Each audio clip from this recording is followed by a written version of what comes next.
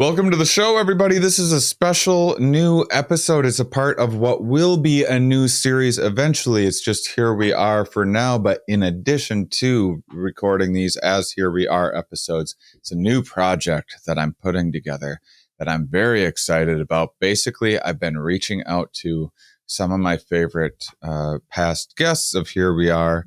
This idea came about from helping some of my science friends with various projects at different stages of development. And I started reaching out to people, be like, hey, if you have a new class you're trying to put together, a new book that you're putting together, and you're maybe stuck in a part, or you're in the brainstorming phase, you kind of have the outline together and you know the direction of it, but you want to know how it's going to be received by the public, and what questions and comments they might have and things like that. Why don't we hash it out in this conversational way? Just not unlike a regular Here We Are episode, but in a structured series over time. So how it's going to work is each month. This is the first experiment of it. It was a great, fun intro. So every month, my first guest, Athena, and I'm working on this with a couple other past guests as well.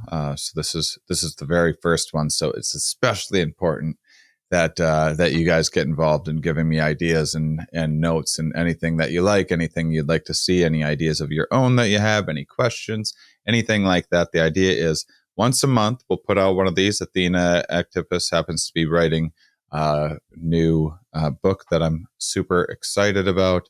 And so this is a process of kind of casually going through what the book is about in a conversational way, and to kind of brainstorm and come up with ideas. And so this is the intro, and then there'll be three or four parts like the book will have. We might focus in on one chapter or something in particular if there's something that she wants some extra notes on, or just wants to talk through a little bit more. And then there'll be kind of a ending conclusion, tying up loose ends and a summary and answering remaining questions and addressing comments and things like that. And then it'll be like kind of re-edited and rebranded. So it's just one thing in a package that you can get all 5 or 6 of those in kind of one playlist. It's exciting for me. I started Here We Are 8 years ago or whatever, when podcasting was new. I've learned a lot since then. Sometimes I think about kind of ditching this show entirely and rebranding it, just because I've learned more about marketing and things that as this show is slow to grow now 8 years in. A lot of it's like, well, Here We Are is maybe not the best name in the world to capture brand new people. That doesn't, there's nothing within that name that says that there's a comedian interviewing scientists, or that it's a science podcast or anything like that.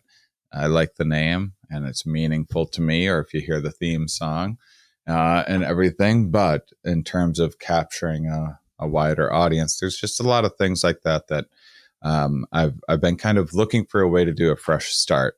But I also love this show, and I love Here We Are, and I love the education that I get from doing it. So I've been rather stubborn about giving it up.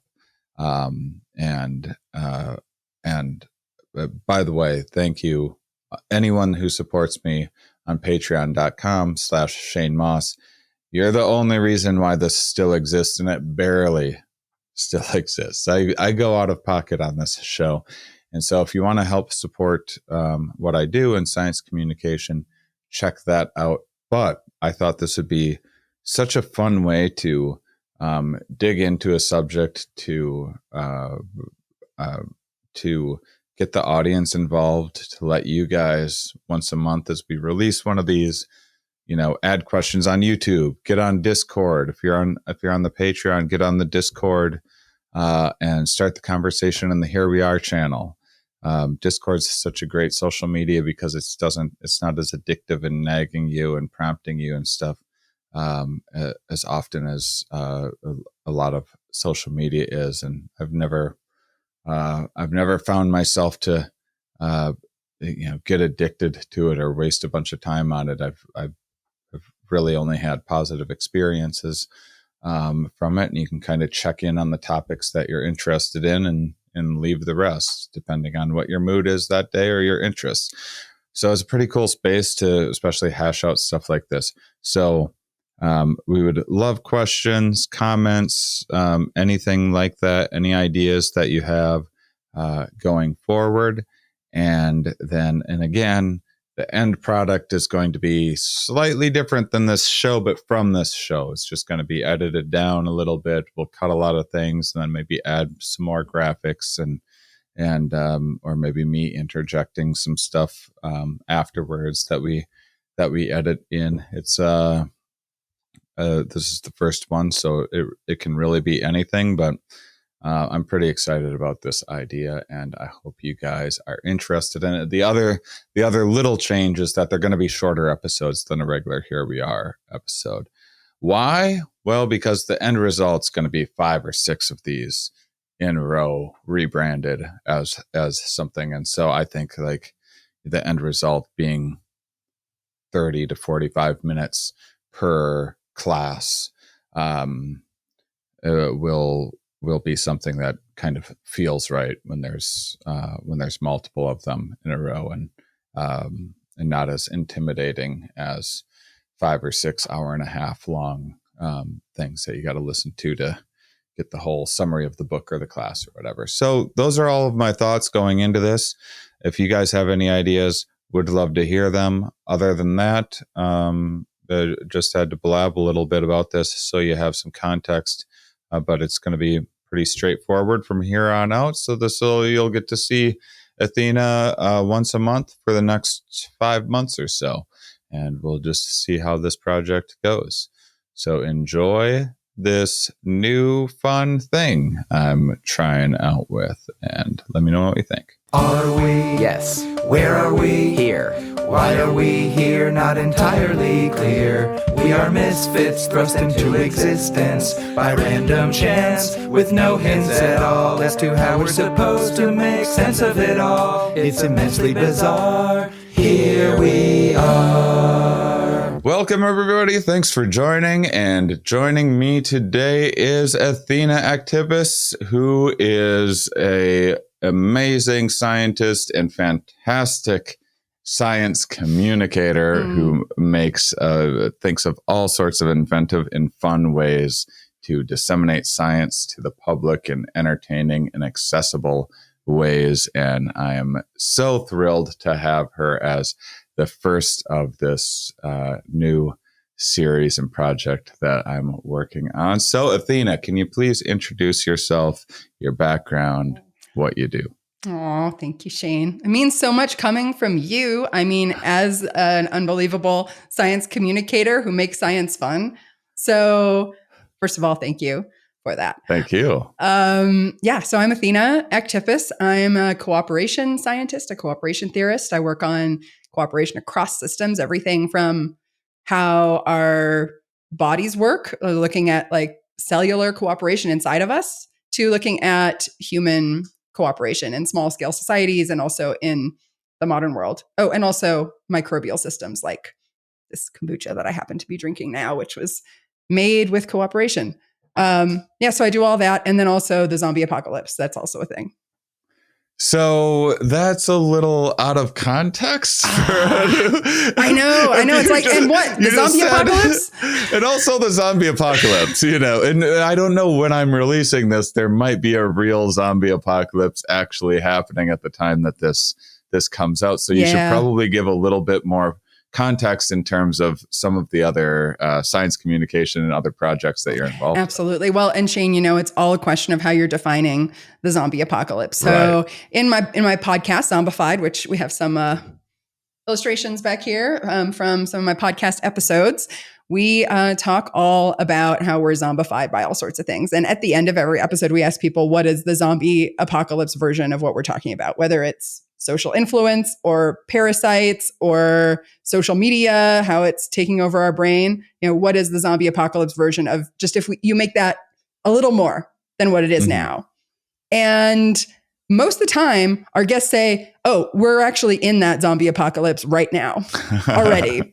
So once you start... This is as bad as it could possibly be. Not as bad. No, it could get a lot worse. Don't worry. There's more places to go from here. Yeah. But there's gradients of apocalypses. And there's also just a diverse landscape of zombie apocalypses. It's not a singular one. So you can it's like a choose your own zombie apocalypse adventure kind of situation. Like, you want to go the social media infopocalypse direction? Do you want to go the viral and parasites taking us over kind of zombie apocalypse direction? Do you want to go the relationships taking over our brains zombie apocalypse kind of direction? There's so many options. And so we explore a lot of that in my podcast. And then with Channel Z, which is the live stream channel that I produce, and the Zombie Apocalypse Medicine Meeting, which is the event that we produce, which, as you know, we're doing in person. When by the time this comes out, it might have already happened. Oh no! It's going to come out right away. Plug it. Yeah. So we're having an in-person event with a live stream component, specifically not using the word hybrid because that does not capture what we're doing at all. So we're basically shooting and producing this meeting at an amazing new center called the 𝕊𝕙𝕒𝕟 Center, which is part of broader ASU world. And we're having a bunch of shows, a bunch of TV shows in the zombie apocalypse. And all the, amazing scientists and artists who are coming are guests on our talk shows, our lifestyle shows, our food shows, our doctor shows. So we're making the apocalypse fun, and even more surprisingly, making, academic scholarship fun. I mean, it's easy to make the apocalypse fun, but academic scholarship, that's a little harder. Yeah. So. And probably most importantly of all, I'm going to be there. That is the most important thing about ZAM 2022 is that Shane Mauss is coming and is going to just entertain us so much with I can't wait to hear what you have to say about psychedelics and festivals and how they can save us from the zombie apocalypse. That is what you're going to talk about, right? Absolutely. Amazing. What was your first book that you wrote? I got it here. It's called The Cheating Cell: How Evolution Helps Us Understand and Treat Cancer. And so this is it's kind of a serious book. I do the you whole, wrote a serious book about cancer? Wrote a serious book about cancer. I mean, I'm definitely attracted to the morbid kinds of topics. Right. And I'll do both a serious treatment and the fun and lighthearted treatment. But cancer is kind of one of those things that you have to take seriously. Yeah. And so first of all, let's plug that book just for a minute. Can you give us the basics of what the book is about? Yeah. So the basic premise of the book is that our bodies are cooperative systems. We're made of 30 trillion cells that cooperate and coordinate to make us function so that we can do all the things that we do. I mean, so that we can sit here and have this conversation, just the division of labor that has to happen among the cells in our body, the communication that has to happen all the time, the regulation of all sorts of systems. I mean, it's just mind-blowing if you actually think about it, because every one of those 30 trillion cells is essentially a decision-making entity. It's taking in all this information from its local environment and changing its gene expression. And, in terms of our neurons, are changing their firing patterns. And that makes all of this possible. So you start with this idea that we're made of cooperation. And then you ask the question, what happens when that cooperation starts to break down? What happens when cells start proliferating, dividing when they shouldn't, when they stop dying when they should, when they don't divide labor in the ways that they ought to, when they start trashing the local environment, when, they do all of these things that actually undermine the cooperation that makes us functional multicellular entities. And the answer to that is cancer. Cancer is when that multicellular cooperation breaks down. So that's why it's called the cheating cell, right? The cheating in multicellular cooperation. And so basically use an evolutionary and cooperation theory approach in that book and show how you get, both sort of within organisms, you can have selection for cells that are cancerous because they can get a short-term evolutionary advantage, right, through this cheating. But over the evolutionary time of, this time scales that organisms live on, you have selection for organisms that are better at suppressing cancer. And so you have this sort of conflict between these two levels of selection, of natural selection, of evolution. So that's the nutshell version of that book.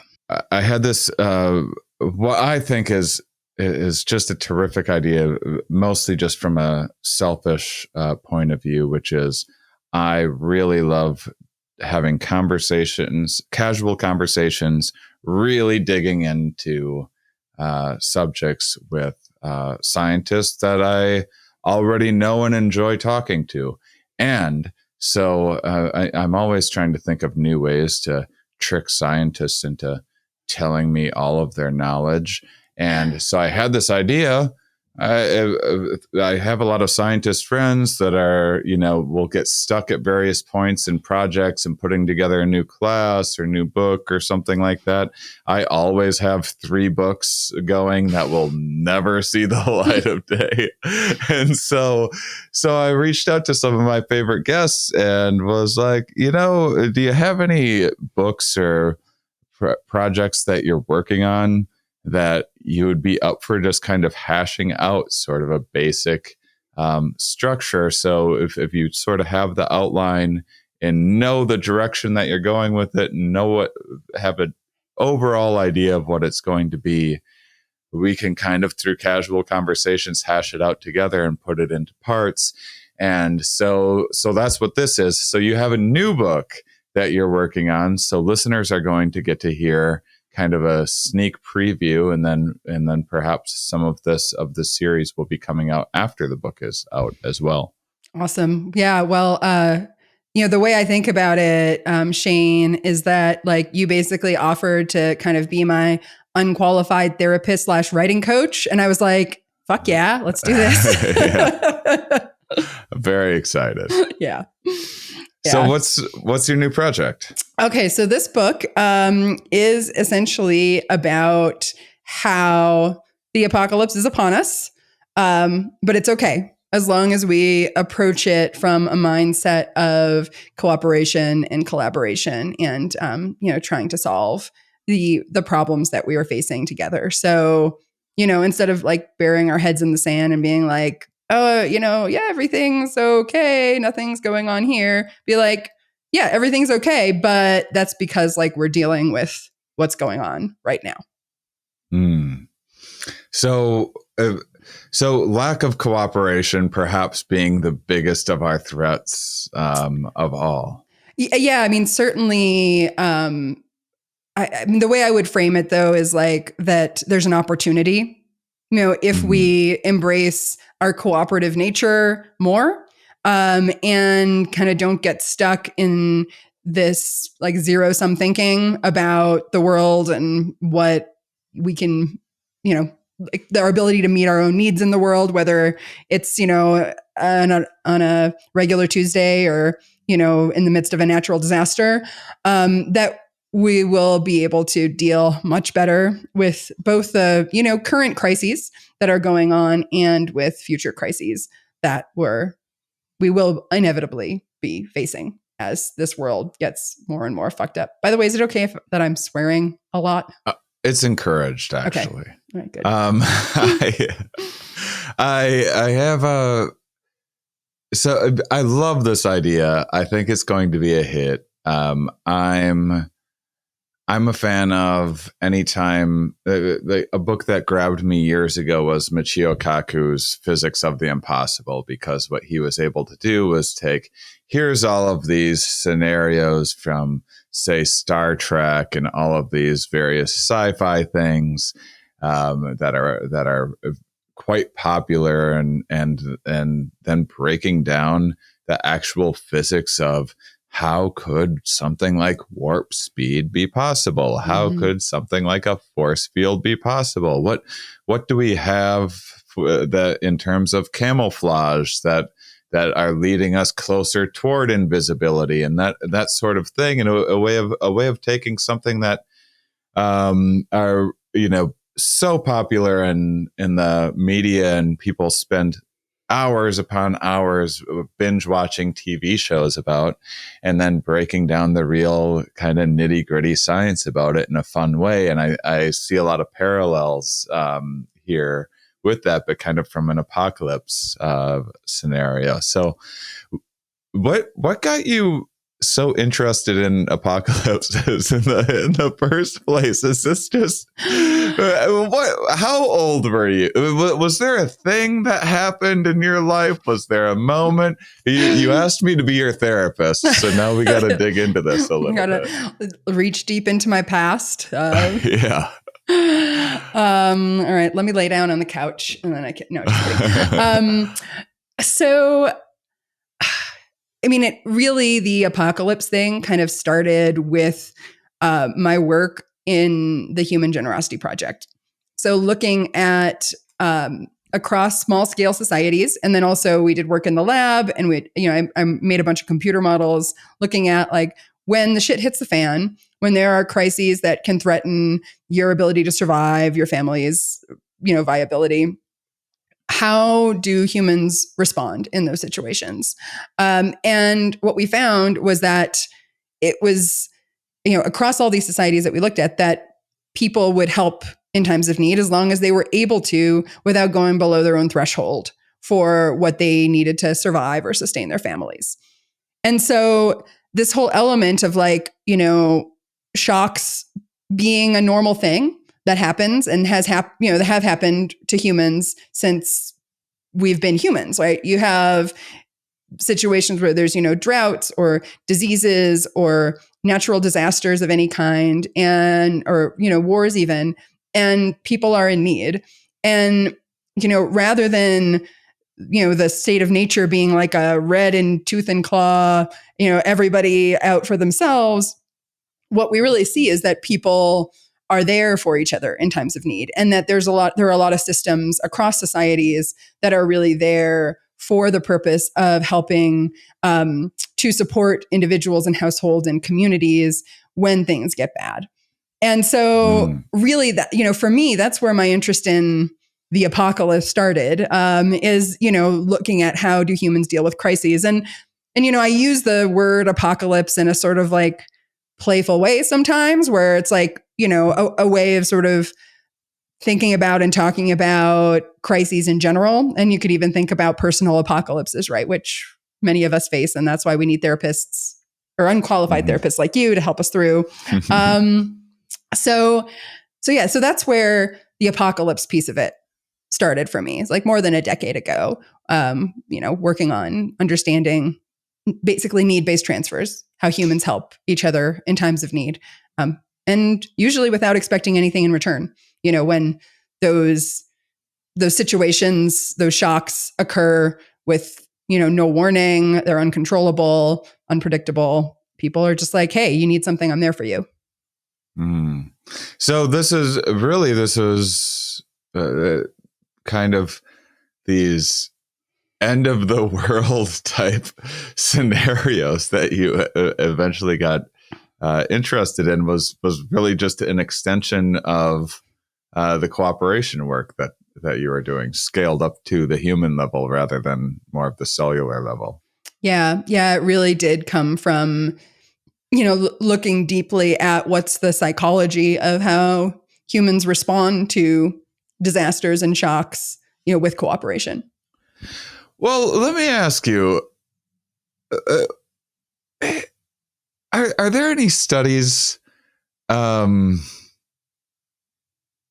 showing varying levels of cooperation based on, I guess what I would love to know is you're kind of framing all of this as when shit hits the fan, and a lot of times in a lot of contexts, people really come together in ways that you may not necessarily predict, or it's easy to lose faith in humanity sometimes, but then you see, these political divides evaporate when, say, a big hurricane comes through an area. You set the campaigns aside to, hopefully you do, to take care of people, or, people get very nostalgic for moments after 9/11 when everyone had the flags out and we were all on one team, and that sort of thing.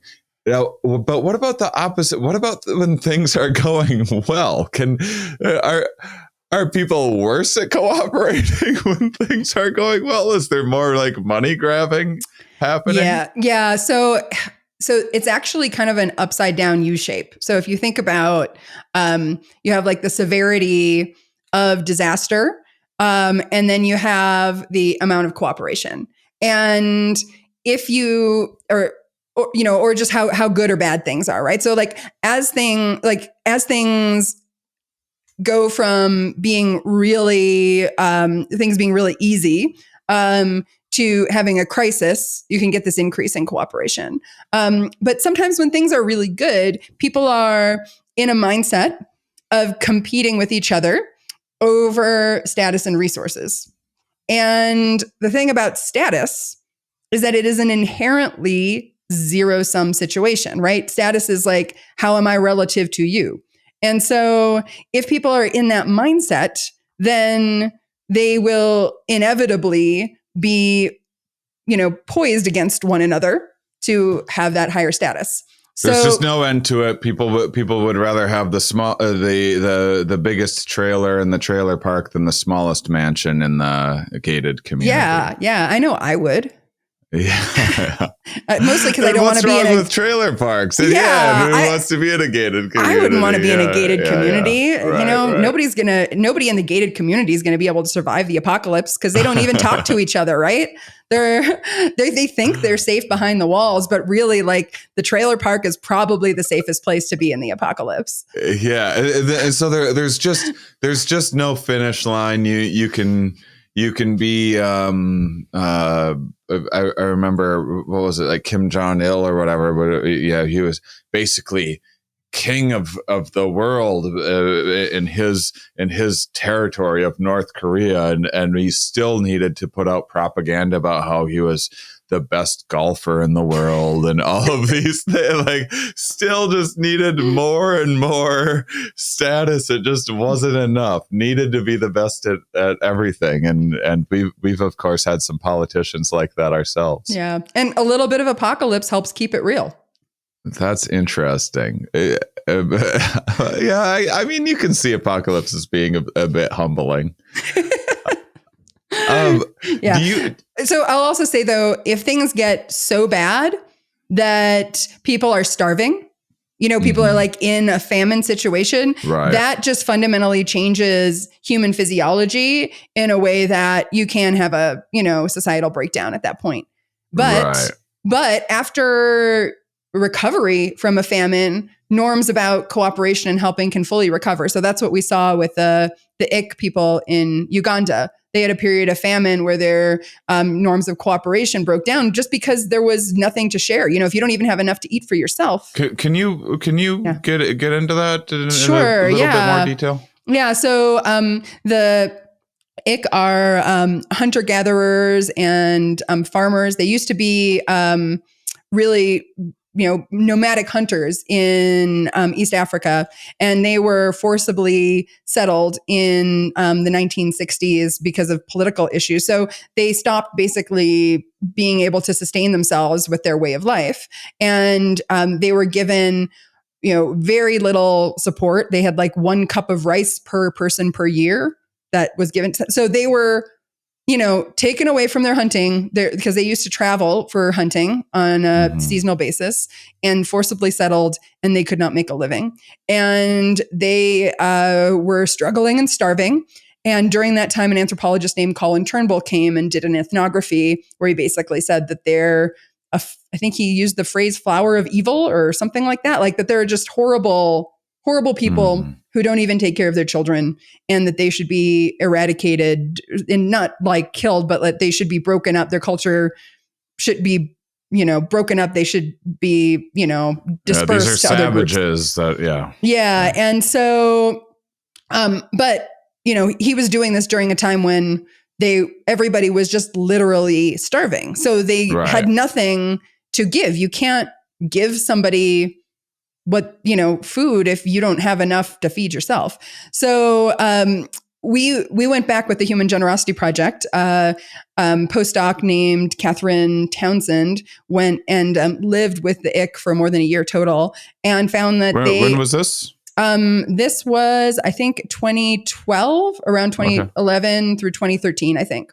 And what she found was that not only were they cooperating and helping each other and sharing food, but that they reported that they share more, not less, when things are hard. And they have a cultural norm called 𝕊𝕐𝕚 which basically means it's good to share. And it's a very, very strong part of their culture. And so, putting all the pieces together, basically they were thrown into the situation where things were positively apocalyptic, right?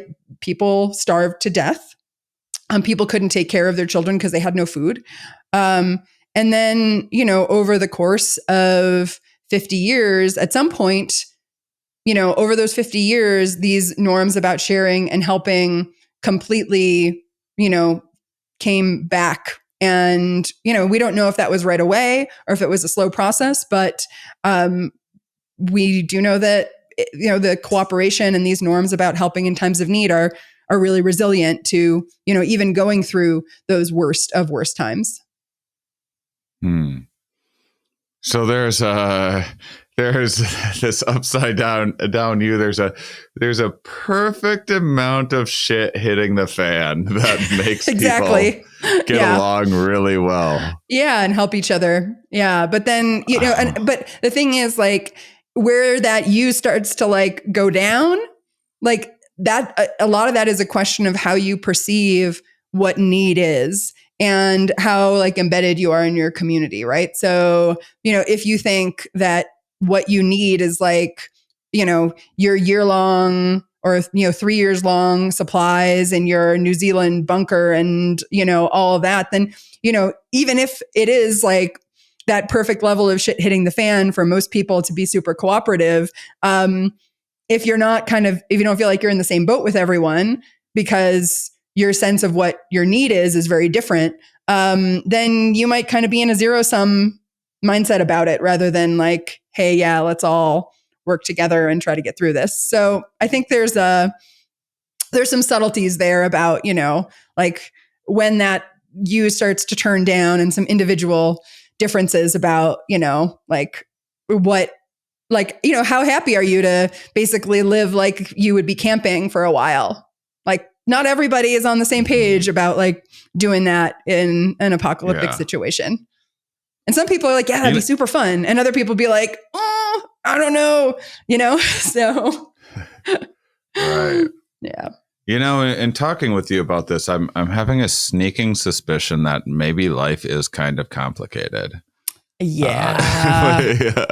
That's why we need science. That's why we need science. We need to study and figure this stuff out, right? Yeah, exactly. Well, I mean, because now you're talking about perception, which absolutely cannot be ignored, and it is in terms of what people's perception is like, when is something bad, when is something, I mean, one of the wealthiest people that I know personally in my life, I have an extended family member that like married a very wealthy person and has never had to work and everything. And they're the most dramatic person I've ever met. And everything, anytime he does, like, oh my God, it's just everything's a crisis. And it's like, and now a dog needs to be, it has has a like lump on it, so they need to fly it across the country to have it it's just everything's it's like the more the less you actually have to worry about it's almost like an allergic reaction to not having real threats. I'm telling you, I've never met someone so dramatic, and it's like it's kind of like a running joke almost within our family. Do you think in the apocalypse she would like switch up her approach? Do you think like she would recalibrate? I mean, we all got a little taste of things in our lifetime with say 9/11 and then like COVID, our first global pandemic. We got one, or that we all like really had to experience and deal with, and so we got to see how people I would say perception. We all perceive things a little differently. I would give her a D- on her handling of those scenarios, but that's me. Maybe someone else would give her an A+. I don't know, or maybe when the shit hit the fan, like her, inner prepper, apocalypse ready, personality would come out, and you guys would just be like, "Whoa, this is amazing." Yeah, maybe it's tough to say, but the point is just one person's apocalypse is another person's like camping field trip. Exactly.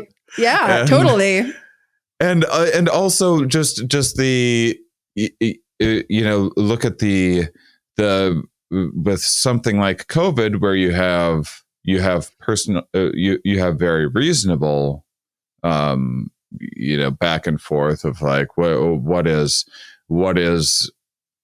should we consider an overreaction? What is appropriate? What is not enough of a reaction? You're always going to have that kind of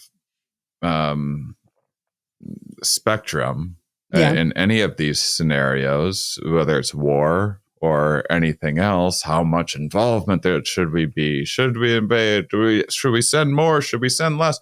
There's always going to be those debates. But then there's just complete denial that happens of reality, seemingly, and on the other end, so some people are just going to completely just believe that there's no problem whatsoever, and other people are going to believe that things are the end of the world that are not. Yeah. But, I mean, there's even just ongoing things that so many people have to deal with, like, evacuating because there's a wildfire near your house. Right. I mean, that's pretty apocalyptic. And it's a thing now. It's like it's becoming the new normal in a lot of areas of the country, and other places in the world as well, that you have to be ready to evacuate. I mean, last summer, I spent a decent amount of time with my like go bag by the front door, because here in Flagstaff, we had fires that, it was like smoky outside, and you're just like, do I have to go? We need to stop recording together, because I remember that was I was having you on the show, and you were like, "There's a fire like down the street, so I may need to scoot out of here." And then today, as we were getting ready to record, my phone went off because I'm in Raleigh and there's a hurricane coming through, and so my phone went off with like flash flood alerts and everything. See, the world does not want us I think we're provoking the gods when we talk about our apocalypse scenarios and scoff in their face, or they're just trying to time it so that people will pay attention to what we have to say. They're like, hey, really, actually, this is going on right now. Yeah, well. So I guess,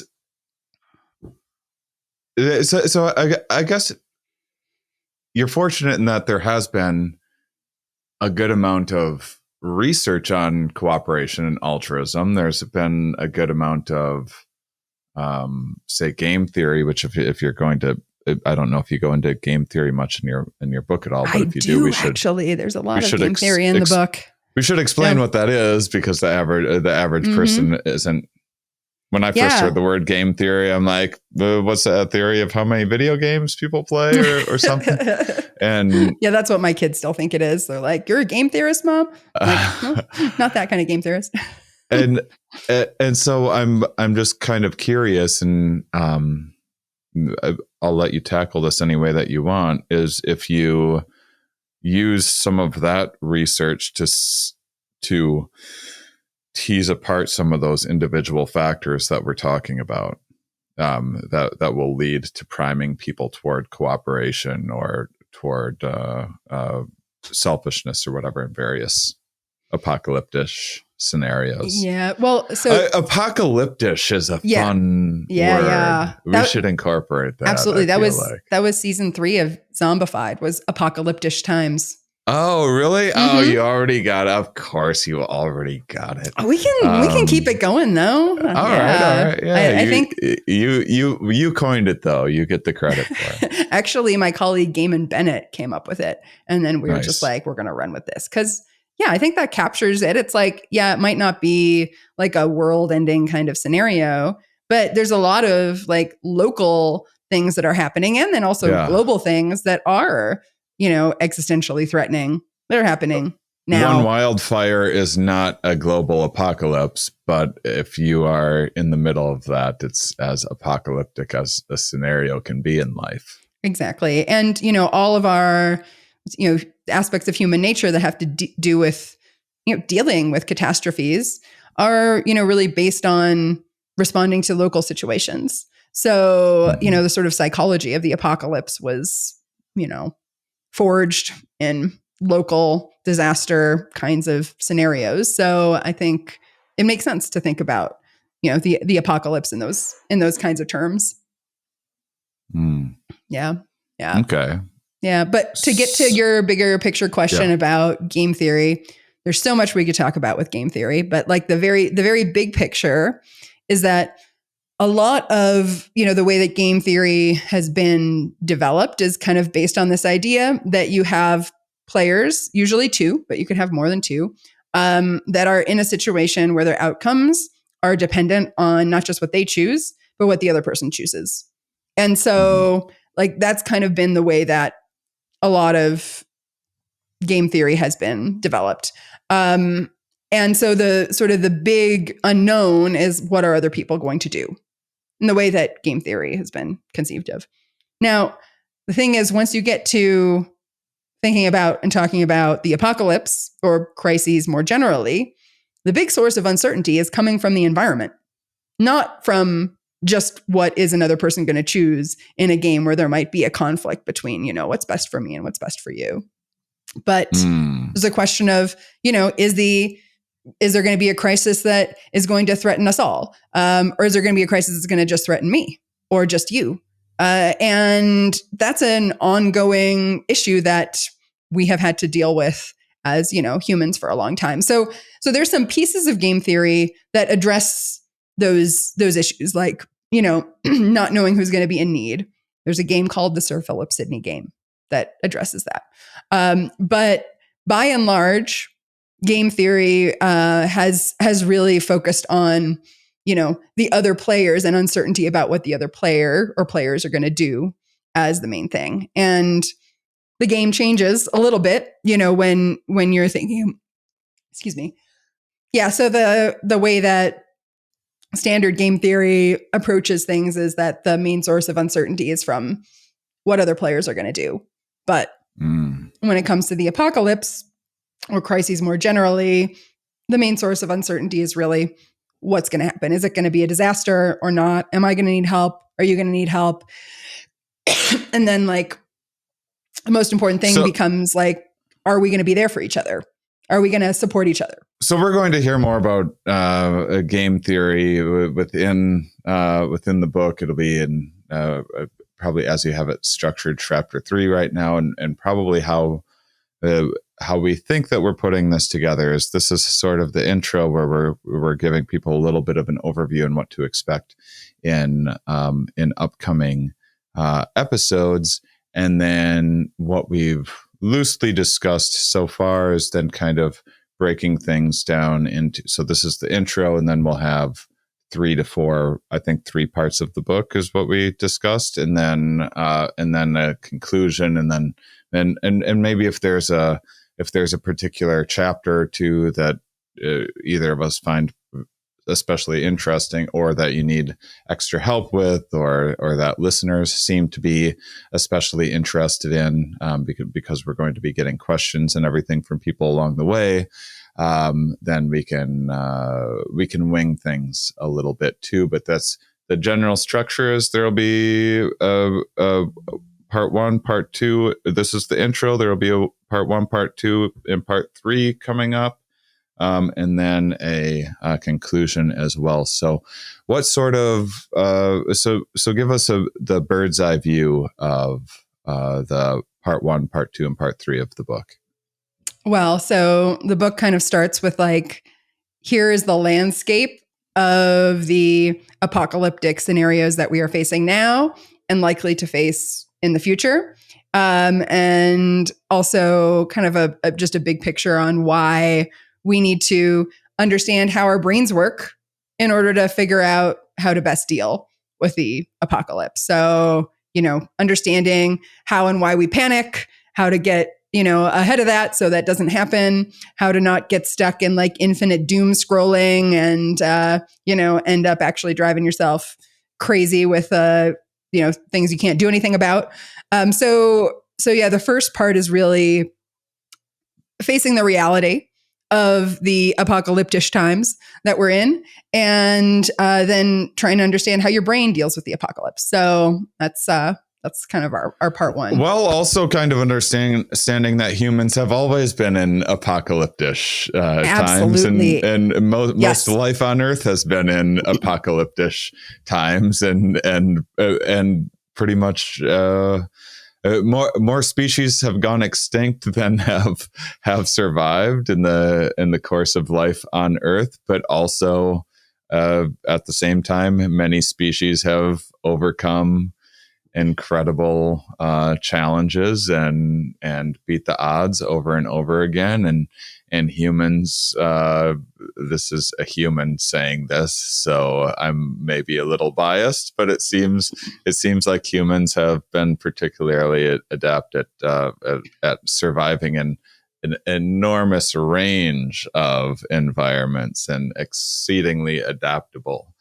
Absolutely, yeah. So one of the themes is definitely this idea that, regardless of whether we realize it or not, we are kind of adapted to deal with apocalyptic situations. Our, ancestors had to deal with them throughout our evolutionary history, and that seems like they ran towards them sometimes. They're like, well, let's go that way. It looks cold as hell up there.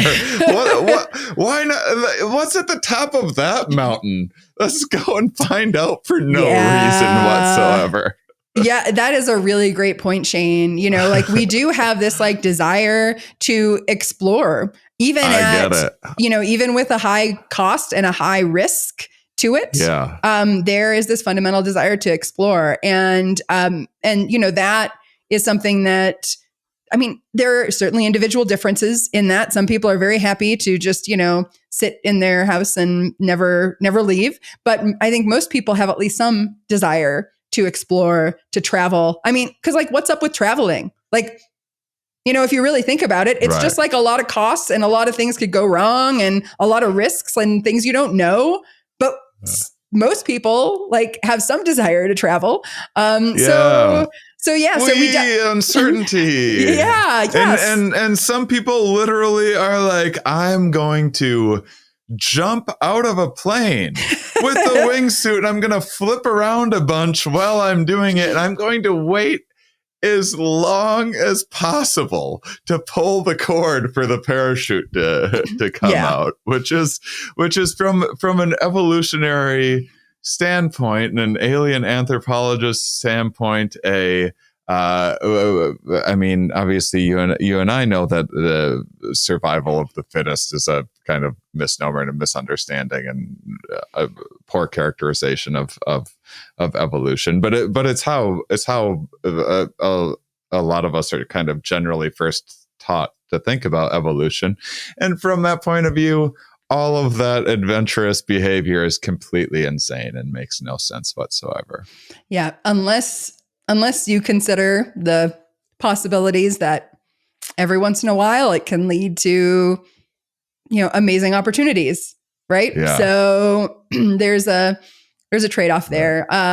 Yeah, and so this whole idea that we're adapted to deal with, challenges, and sometimes we even seek them out proactively. I mean, that creates a very strong basis for us to be able to confront and deal with the challenging and changing world that we're all living in now. And so the first part of the book is basically like, the apocalypse is upon us, but it's okay. We're adapted to deal with the apocalypse. And here's some things that, it'd be useful to know about yourself, how your brain works, how your stress system works, so that the apocalypse doesn't freak you out, but instead can be a thing that, we could have shared attention on and do something about, and maybe even have a little fun while dealing with it all together. Fantastic. And so that's basically the general overview of, that's part one of the book. That's part one. And then that's part so one. what's part two? So part two is kind of a deep dive into like the social part of it. Basically like how to make friends in the apocalypse. But like all of the things that you need to know about how we as humans basically have managed the risks that come from all these apocalyptic scenarios through having relationships with each other, where we can depend on each other.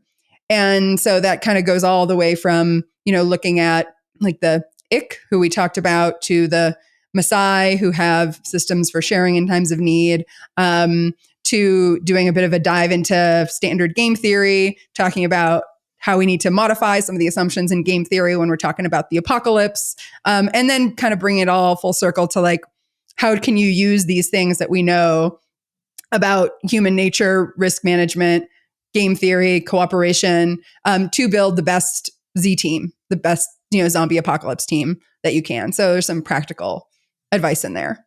So that's the second chunk kind of the book. Not just how to make friends during an apocalypse, but also how to make friends ahead of apocalypse, prepping for apocalypse scenarios. Exactly. That's fun.